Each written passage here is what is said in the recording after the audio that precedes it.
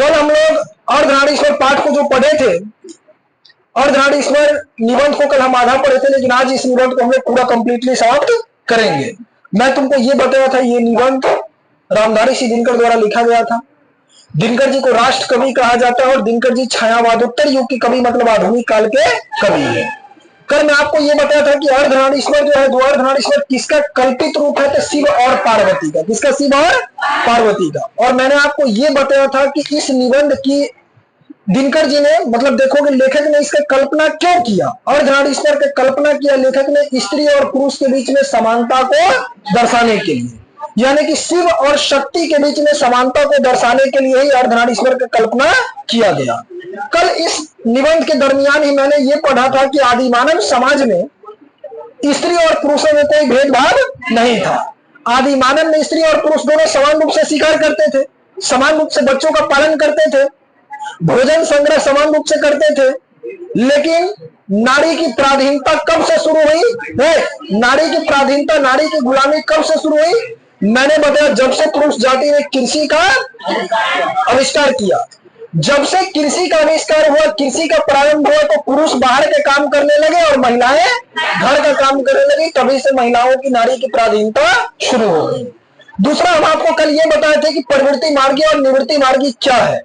तो मैंने आपको बताया था कि जो लोग पारिवारिक जीवन जीते हैं, घर पारिवारिक जीवन जिएंगे, पारिवारिक जीवन जीते हैं, फैमिली लाइफ जिएंगे, परिवार का सुख सुविधाओं का भोग करेंगे, वो क्या कहलाएंगे? प्रवृत्ति मार्गी कहलाएंगे। और निवृत्ति मार्गी में मैंने ये बताया था कि जो व्यक्ति पारिवारिक जीवन का त्याग कर देते हैं, घर परिवार को छोड़ देते हैं, पारिवारिक जीवन का त्याग करके संन्यास ग्रहण कर लेंगे, वो व्यक्ति क्या कहलाएंगे? निवृत्ति मार्गी कहलाएंगे। चलो, तो इस निबंध को आज मतलब यहाँ पर कल आधा पढ़े थे और आज शुरू करते हैं यहाँ से। इस निबंध में आगे देखो, इस अगला पैराग्राफ में क्या कहा गया, ध्यान देना। बौद्ध धर्म में और जैन धर्म में, क्या बोला? बौद्ध धर्म में और जैन धर्म में, ध्यान देना रे। बौद्ध धर्म में और जैन धर्म में महिलाओं की स्थिति। पहले मैं तुमको बता दूं, देखो जैन धर्म में पहले महिलाएं भिक्षुणी होती थी, मतलब जैन धर्म में पहले महिलाओं को शामिल किया गया था।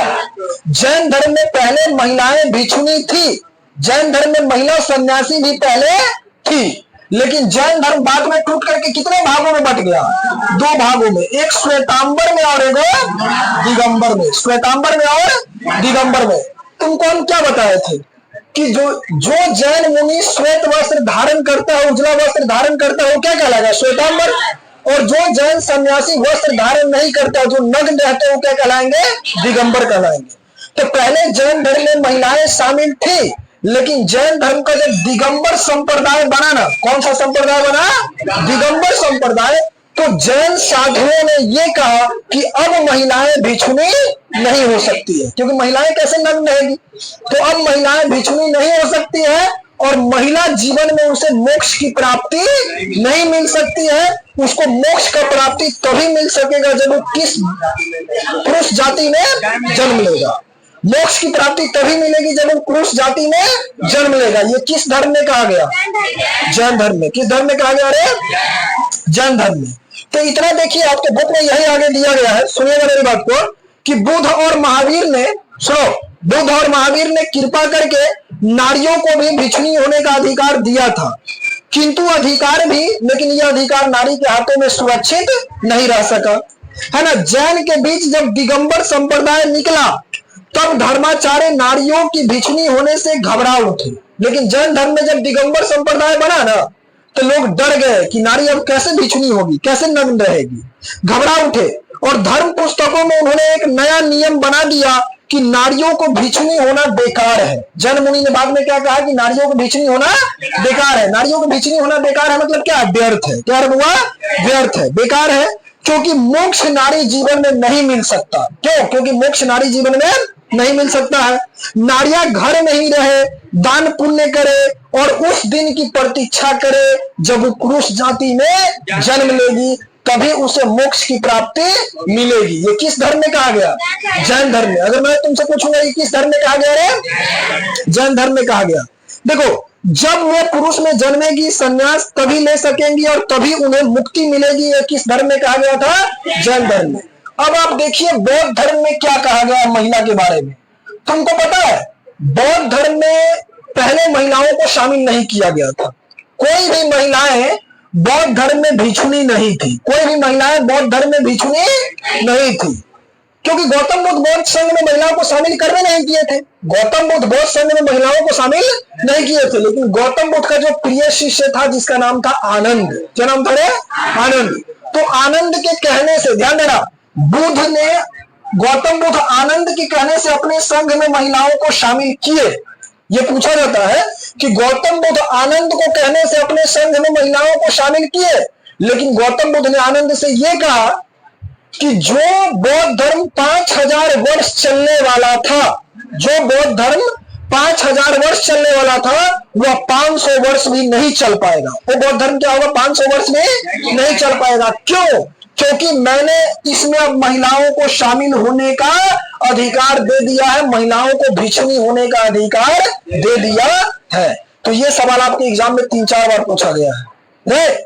ये सवाल एग्जाम में बोर्ड में 3-4 बार पूछा गया है कि बुद्ध ने आनंद से क्या कहा, बुद्ध ने आनंद से क्या कहा। तो आप लिखिएगा बोर्ड में कि बौद्ध संघ में पहले महिलाएं शामिल नहीं थी, लेकिन बुद्ध ने आनंद से यही कहा था कि जो बौद्ध धर्म 5000 वर्ष चलने वाला था, वह बौद्ध धर्म 500 वर्ष भी नहीं चल पाएगा, क्योंकि मैंने संघ में महिलाओं को भिक्षुणी होने का अधिकार दे दिया है। तो यही चीजें कहा गया। देखिए यहाँ अब आगे लिख रहे हैं लेखक कि आयुष्मान, देखो, बुद्ध ने अपने शिष्य आनंद से कहा कि आनंद, मैंने जो धर्म चलाया वह 5000 वर्ष तक चलने वाला था।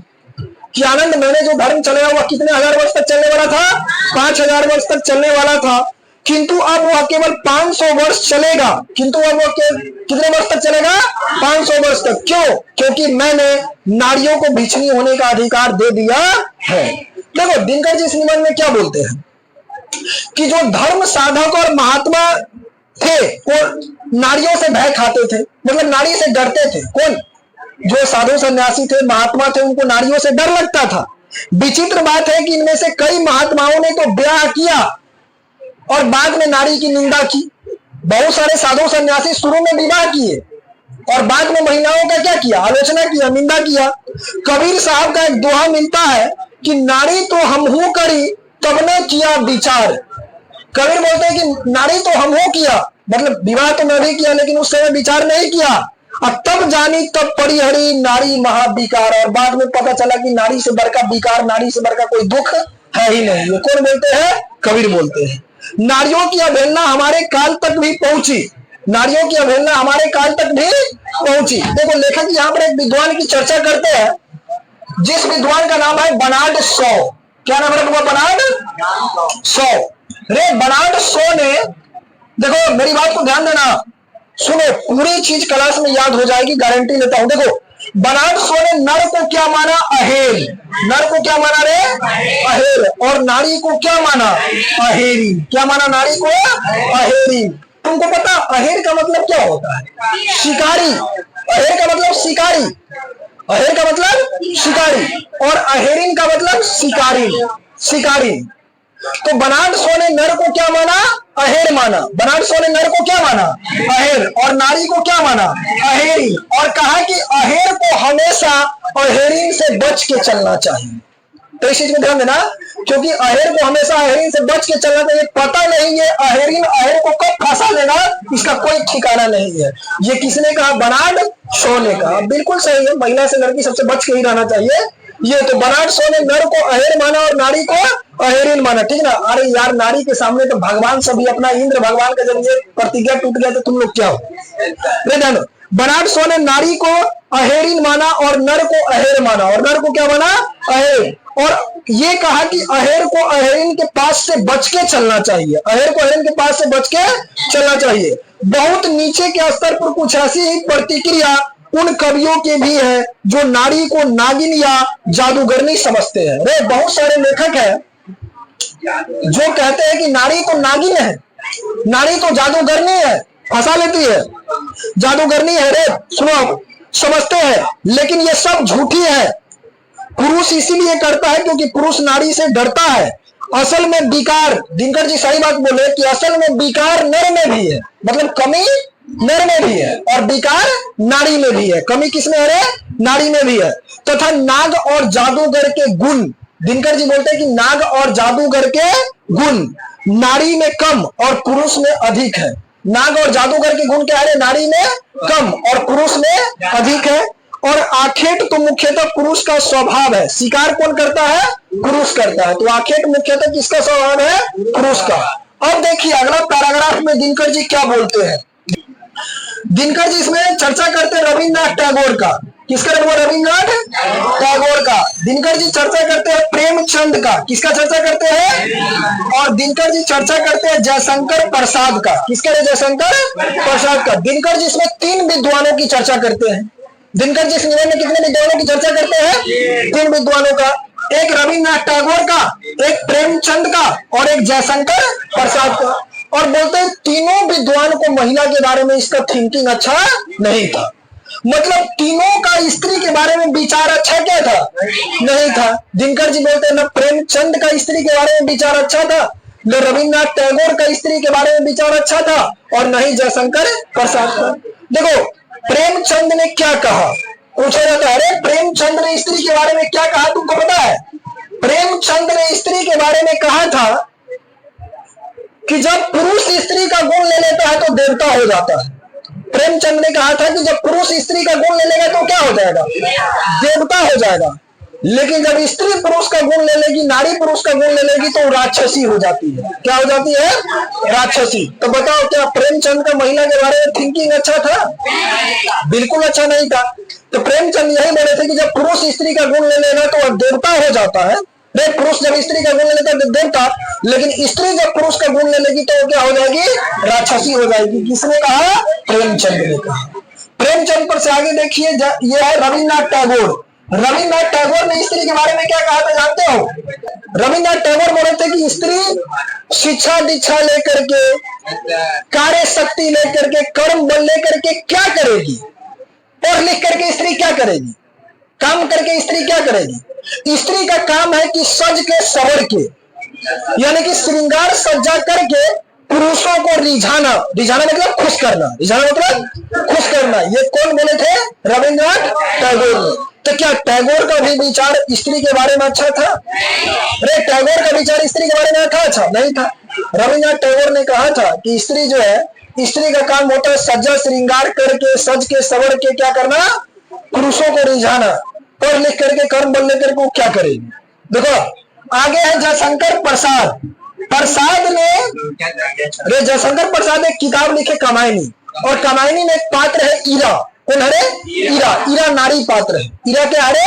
नारी पात्र। लेकिन ईरा थोड़ा पुरुष वाला गुण सीख लिया है ना, तो प्रसाद जी उसकी आलोचना करते हैं। और प्रसाद जी, क्योंकि ईरा स्त्री है, पुरुष वाला गुण क्यों सीख ली? प्रसाद जी का मानना है कि ईरा महिला है, इसलिए ईरा में केवल स्त्री का गुण होना चाहिए, पुरुषों का गुण होना नहीं चाहिए। प्रसाद जी का भी मानना था, प्रसाद जी का भी मानना था कि स्त्री को पुरुषों का गुण सीखना नहीं चाहिए।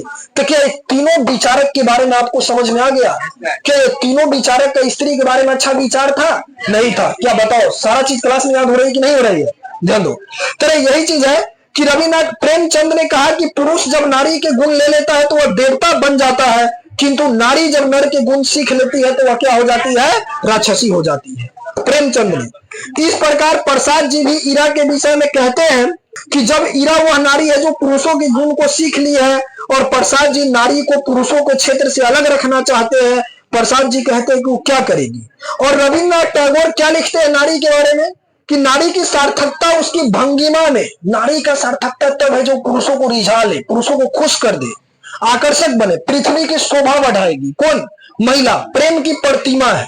कर्म बल लेकर के, वीर्य बल लेकर के, शिक्षा दीक्षा लेकर के महिलाएं क्या करेगी? कौन बोलते? रविन्द्रनाथ टैगोर। तो दिनकर जी इनसे भी क्या हुआ? असंतुष्ट है। अब देखो आगे क्या कहा जा रहा है इस निबंध में, जरा ध्यान देना, मेरी बात को सुनना है ना। सारा चीज क्लियर हो रहा है कि नहीं हो रहा? बताओ। चलो रे ध्यान दो। अब आगे बोलते हैं, मेरा अनुमान है कि ऐसी परिस्थितियां जो लालाएं अभी भी बुरा नहीं मानती, सदियों की आतप और अभ्यास से उनका अंतर्मन भी यही कहता है कि नारी जीवन की सार्थकता पुरुष को रिझाकर रखने में है। आज भी लोगों को क्या लगता है कि नारी की सार्थकता तब है जो पुरुषों को खुश करे। यह सुनना उन्हें अच्छा लगता है। नारी स्वप्न है, नारी सुगंध है, नारी पुरुष की बाह पर झूलती हुई जूही की माला है, नारी नर के वक्ष स्थल पर मंदहार की हार है, किंतु यह वह पराग है जिसे अधिक से अधिक उड़ेल कर हम नवयुवक के पुरुष नारियों के भीतर उठने वाला स्वतंत्र को स्फुलिंग मंद रखना चाहते हैं। यतियों का अभिशप्त काल समाप्त हो गया है। दिनकर जी बोलते हैं कि यतियों का अभिशप्त काल क्या हो चुका है? समाप्त हो चुका है। अब नारी विकारों की खान और पुरुषों की बाधा नहीं मानी जाती। अब नारी को विकार नहीं माना जाएगा। बोलता वह प्रेरणा का उद्गम, शक्ति का स्रोत और पुरुषों की भांति महाऔषधि हो उठी है। फिर भी नारी अपनी सही जगह नहीं पहुंची है। लेकिन ये बोलते हैं कौन? रविन्द्रनाथ, ये दिनकर जी, कि नारी को जहां पहुंचना था नारी वहां अभी भी पहुंच नहीं पाई है। नारी अपनी सही जगह नहीं पहुंची है। फिर भी नारी अपनी सही जगह नहीं पहुंची है। पुरुष नारी से अब वह कहने लगा है तुम ये करो, किंतु इतना यथेष्ट नहीं है। पुरुष नारी से क्या कहता है कि तुम्हें